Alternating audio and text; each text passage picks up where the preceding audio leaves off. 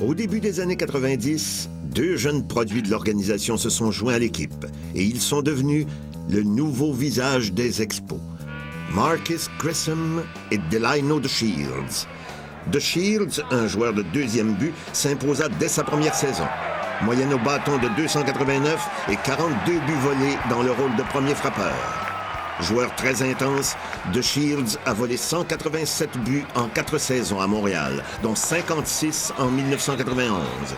Il formait avec Marcus Grissom un des duos les plus redoutables de la Ligue nationale. Tout comme DeShields, Grissom était rapide. Il a dominé la Ligue nationale pour les buts volés à 2 reprises. Et sa vitesse était un atout en défensive, alors qu'il a mérité 2 gants d'or avec les Expos comme voltigeur de centre. C'est pas une super vedette au baseball, mais Marcus Grissom faisait tout bien dans le champ centre. Il était toujours en dessous de la balle. C'était un bon premier frappeur. Il embarquait ses buts. Donc, c'est un gars qu'on pouvait s'identifier parce qu'on trouvait au moins qu'il faisait un effort sur le terrain. Le 3 juin 1991, après avoir subi 10 défaites en 11 matchs, les Expos remplacèrent le gérant Buck Rogers par son adjoint Tom Runnels. Malgré ce changement, la saison 91 fut vraiment une année de misère. Ils terminèrent au dernier rang de la division.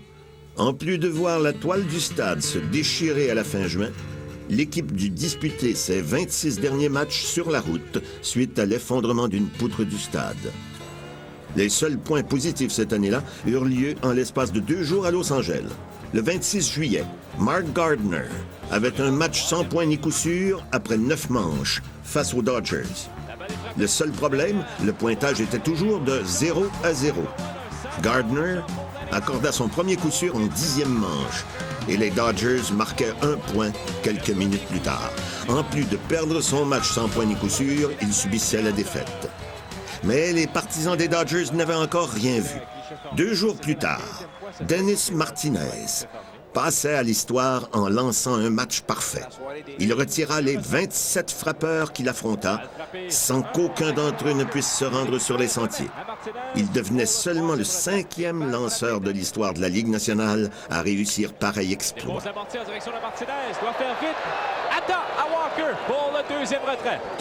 J'ai 2 souvenirs de ce match parfait. Il y en a un, c'est bien sûr la tradition du Dodger Stadium que les gens vont quitter après la 7e manche. Je me souviens encore, on présentait le match à RDS et on vient d'une pause et on montre des images du stationnement au Dodger Stadium et on voit les voitures et les gens qui quittent le Dodger Stadium. Alors que Dennis Martinez est à 6 retraits de lancer un match parfait. Et ensuite, lorsqu'on arrive en 9e, les gens qui sont demeurés, eux sont debout et encouragent Dennis Martinez, même si c'est contre les Dodgers, on encourage Martinez à lancer un match parfait.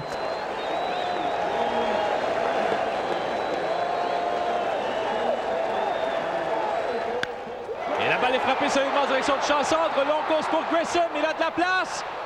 Partie parfaite pour Dennis Martinez! 27 frappeurs qu'il a affrontés, il les a tous retirés. Dennis Martinez, un match parfait pour les Expos.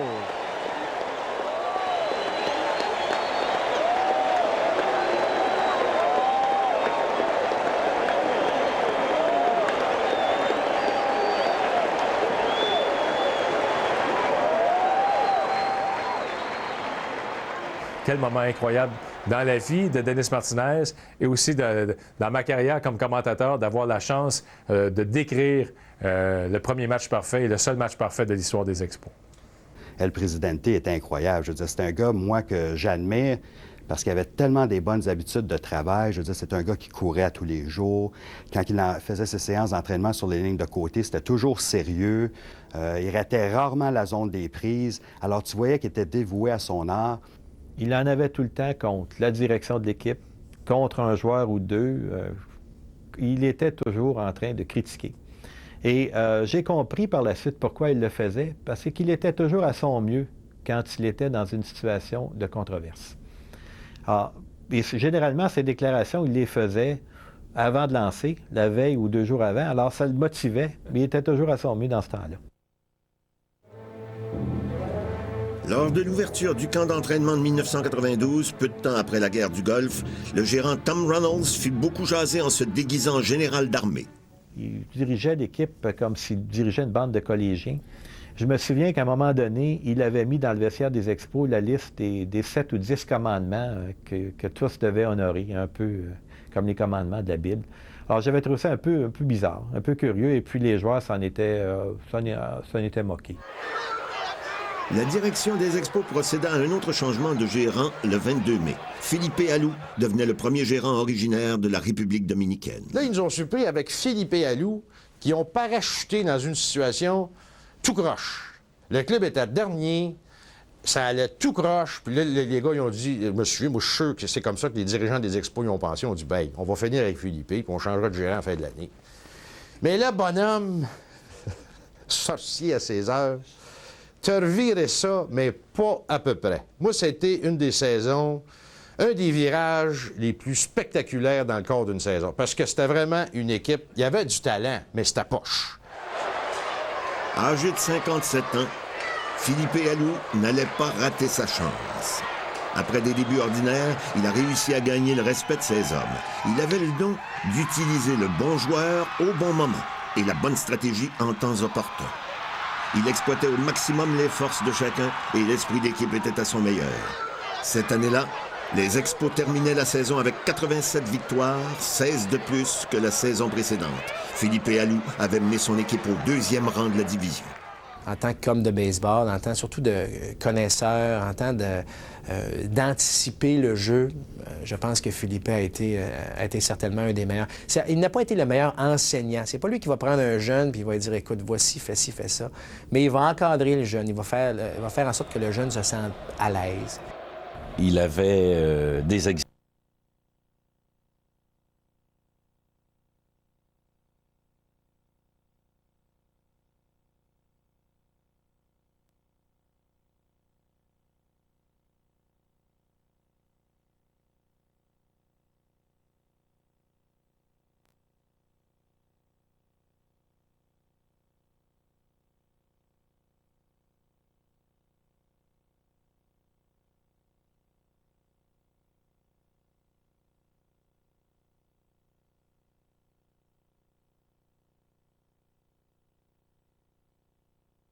Claude Raymond et puis Jacques Doucet.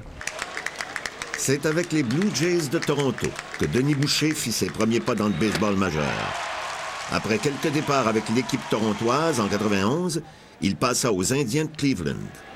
Après de courts séjours dans les organisations des Rockies du Colorado et des Padres de San Diego, il voit son rêve exaucé le 10 juillet 93. On était en Arizona, à Tucson, et puis c'était avant le match. Le gérant m'appelle dans son bureau, puis et je me souviens encore, il me dit, tu t'en vas chez vous. Je commence ça, je m'en vais chez nous. Il dit, il dit, t'es échangé à Montréal. Fait que là, c'est sûr que j'étais content, j'avais les larmes coulaient, puis je suis ressorti, j'ai annoncé au gars, puis j'ai pacté mes choses. C'est un jeune homme heureux qui rentre au pays. Après un court séjour au niveau 3A, Denis Boucher fait son entrée au Stade olympique. En ce lundi de fête du travail, ils seront plus de 40 000 spectateurs pour souhaiter la bienvenue aux gauchers de 25 ans. J'avais toujours hâte de commencer à m'habiller. J'avais une petite routine, puis une heure avant, je commence à m'habiller, je fais mes étirements, puis là, je regardais toujours l'heure. Y a-tu l'heure d'y aller? Là? Quand je suis rentré dans le stade, j'ai entendu l'ovation, le monde qui se sont levés, et puis ensuite de ça, quand j'ai commencé à lancer dans l'enclos, puis au début du match, évidemment. Fait que ça donne toujours une petite sensation, un petit boost pour le match. Et je me souviens, lorsque j'ai quitté le vestiaire pour me rendre dans l'enclos d'exercice, moi, j'étais nerveux. Et parce que la dernière chose que je voulais faire, c'est échapper des balles dans l'enclos pour justement nuire à la concentration de Denis, parce que je savais que lui, il était vraiment concentré sur son match, puis j'étais convaincu qu'il voulait que rien n'arrive là, de négatif pendant la préparation. Alors, j'étais très nerveux comme receveur, mais j'ai pu me calmer quand j'ai vu comment Denis avait un sang-froid incroyable ce journée-là. Je veux dire, la seconde qu'il a mis les 2 pieds sur le terrain, la foule a commencé à crier. C'est une des plus belles ovations que j'ai eu la chance de voir pour un lanceur. Et naturellement, il y avait le côté fierté à être québécois. Tu te dis, Caroline, c'est Denis Boucher. Je pense que c'est pour ça que j'étais nerveux aussi.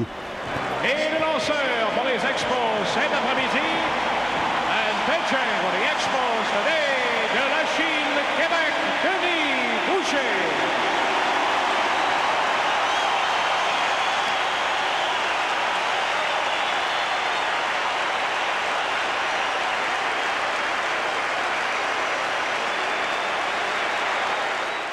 Bien, moi aussi, j'étais énervé pour lui.